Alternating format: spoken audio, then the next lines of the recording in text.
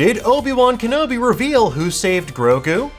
The Star Wars universe is full of many unsolved mysteries and unanswered questions, like what's the real name of Yoda's species? What's Han Solo's real last name? And is there really a second, bigger Luke out there? Aren't you a little short for a stormtrooper? The world may never know, but thanks to the Obi-Wan Kenobi series, we may now know the answer to one of the galaxy far, far away's biggest mysteries, namely who saved Grogu from Order 66.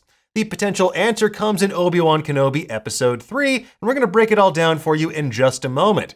However, in order to do so, we need to spoil the latest episode of Kenobi. So if you haven't seen it yet and you're worried about that sort of thing, leave now before it's too late.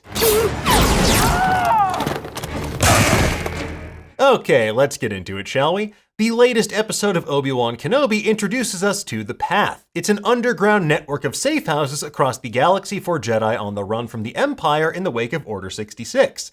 The safe house on Mapuza was well worn and used by many Jedi previously, who scrawled their names and messages on the wall to signal their survival to their allies. As we mentioned in our Episode 3 breakdown, some of the names on the wall written in Orbesh include the Jedi Valen Halcyon, aka Hal Horn, whose son Corran may have appeared in Episode 2. Another name was Rogonda Ismarin, an Alderaanian Jedi youngling who managed to escape Order 66 as well. But the most surprising of all, especially to Obi-Wan, was the name Quinlan Vos. Quinlan was here. When Obi-Wan spots this name on the wall, the Imperial double agent Tala tells him that Quinlan helps those who follow the path now and again by smuggling younglings. Now, this is especially important for any Force-sensitive younglings because the episode reinforces that Project Harvester is in full effect. Tala says these days the Empire hunt anyone who is Force-sensitive, even children.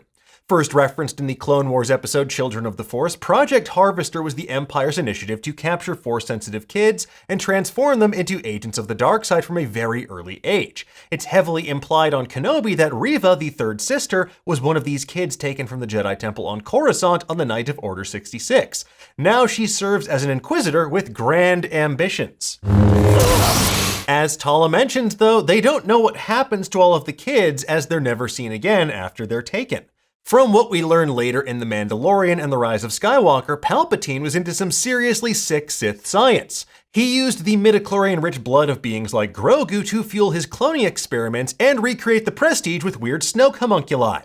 Now, Children of the Force and Obi-Wan Kenobi Episode 3 also confirm that Jedi younglings were recruited for training in the Jedi Temple very shortly after they were born. So the Jedi Order was basically all they knew, and that's what makes Grogu's memory of that night so brutal. As we saw in the Book of Boba Fett Chapter 6, Grogu was present at the Jedi Temple on Coruscant when Order 66 unfolded. Through Grogu's eyes, we saw 3 nameless Jedi bravely sacrifice themselves as clone troopers took the execute part of Execute Order 66 extremely literally. While we don't know exactly what happened to Grogu after this memory, it's heavily implied that he eluded Imperial capture in the long term. Hence why Dr. Pershing and the Imperial Remnant were so doggedly pursuing Grogu way back in The Mandalorian Season 1. Yes. But Grogu could not have escaped on his own. He was too sleepy and too baby to defend himself. Although Grogu was born during 41 BBY, the same year as Anakin Skywalker, Grogu is a member of Yoda's species and ages much slower than us human flesh bags. Species age differently. Perhaps it could live many centuries. It's why 50 years later, he's still a wee baby rather than a cackling swamp goblin like Yoda. With Kenobi taking place only 10 years after the events of Revenge of the Sith, Grogu is still very much in need of an adult to help him out. And who better than a Jedi that knows both the meaning of the light side and the terrible power of the dark side, someone like Quinlan Vos. Kenobi, you look worse for wear. How's temple life? As established in Christy Golden's 2015 book Dark Disciple, Quinlan eventually succumbed to the dark side while on a mission to assassinate Count Dooku alongside Asajj Ventress, a former Padawan and dark side assassin herself. Ultimately, these two both find redemption with Asajj sacrificing herself to save Quinlan's life. It's an act that winds up leading Quinlan back to the light side. Having this unique perspective, though, on both sides of the Force will likely give Quinlan an edge in evading their agents and Project Harvester. More importantly, Quinlan might also feel particularly compelled to help Jedi younglings because of his psychometric abilities.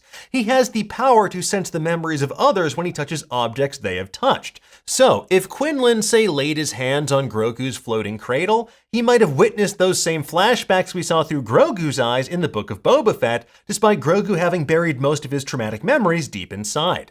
Now, the answer to where Grogu's been hiding all this time prior to his reemergence in The Mandalorian could also be answered by Kenobi. It might be where all roads of the path ultimately lead to, and that is Jabiim.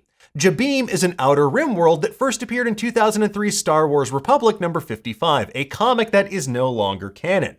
In those stories, it was the site of brutal, protracted battles during the Clone Wars that left many Jedi dead and the planet devastated by warfare. And while the Jedi definitely would not be welcome back there based on how those comics end, maybe it's a safer place in current canon. Or maybe it's the same place and it's also the last place anyone would expect a Jedi to be hiding out. And that makes it perfect for stashing smuggled Jedi and Force-sensitive younglings. So perhaps Quinlan and the Jedi on Jabiim could have continued Grogu's training in the ways of the Force. When Luke was training Grogu on the Book of Boba Fett, he told Ahsoka that he actually didn't teach him all that much. It's more like he's remembering than I'm actually teaching him anything. And Master Yoda himself might also be one of the people hiding out on Jabiim. The training methods that Luke used on Grogu were the same ones that Yoda used with Luke on Dagobah. And I'll be honest, it seemed like Yoda didn't do a whole lot of Jedi training himself at the Jedi Temple on Coruscant. He seemed pretty busy with council matters, so maybe he flexed his teaching muscles a bit more in the years that followed. That could also explain why Grogu is remembering what Luke is trying to teach him. He already learned similar lessons on Jabiim. Of course, those lessons were also likely short-lived, as Yoda clearly had to flee to Dagobah to lie low at a certain point, so it seems like the path will ultimately be compromised, but for the time being, it represents a new hope. What is it they've sent us? Hope.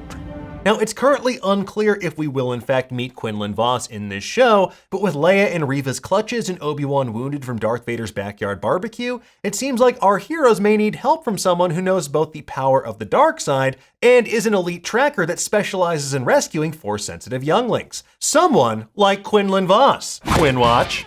And folks, I'll be honest, we might never find out the answer to the question of who rescued Grogu from Order 66, but these new clues from Obi-Wan Episode 3 make Quinlan the #1 suspect in my mind. Well, that's your opinion, man.